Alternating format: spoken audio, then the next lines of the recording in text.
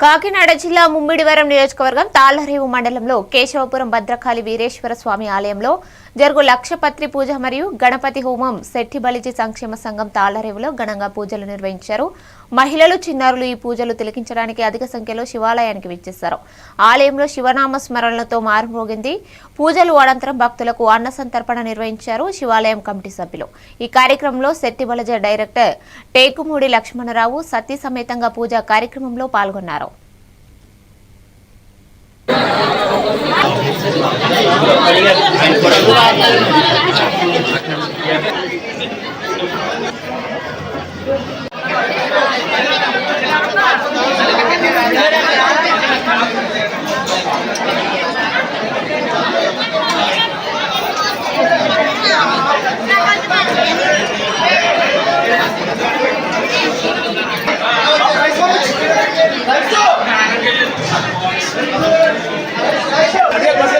Yeah.